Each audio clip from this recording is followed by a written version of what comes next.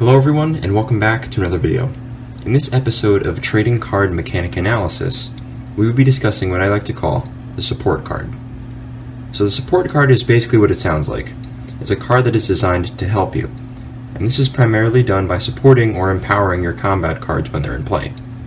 So now, when designing support cards, there are typically three different types that you should consider putting into your games. The three types of support cards are the single-use support card, long-lasting support card, and the equipment support card. So to start with, what are the single-use support cards? These are cards that typically last for only one turn.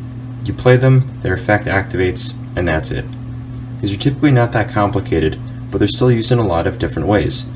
In most cases, you can use these to quickly give your cards short-term power-ups or change the layout of a battle for a turn.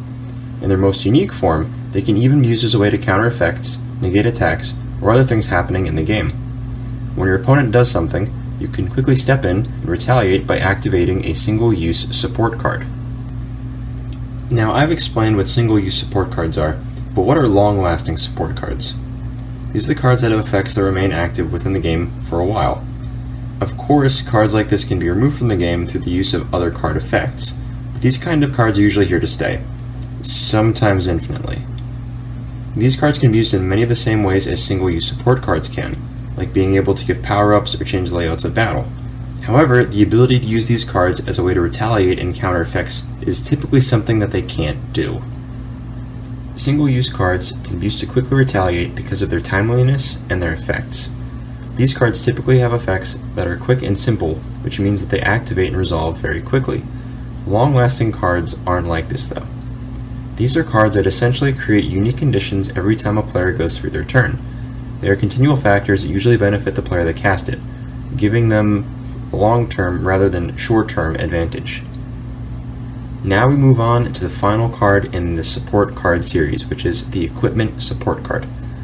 Now, what makes the concept of the equipment support card different than the single-use and the long-lasting support cards is that the equipment support card is entirely dependent on the combat cards. Long-lasting and single-use support cards operate on their own time and affect the game when they are activated or until they are removed from the field. And this is what makes equipment cards so unique.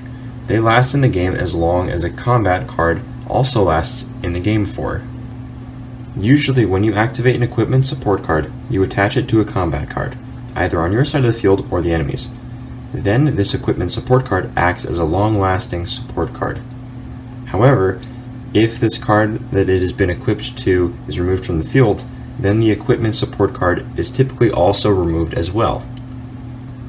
And now those are the three main types of support cards: your long-lasting support card, single-use support card, and equipment support card. And with that said, that is all that I have for this video. I hope that you enjoyed learning about the support card. I hope that this has given you ideas of what you can put into your own games, and I hope, most of all, to see you all again next time. Goodbye, everyone.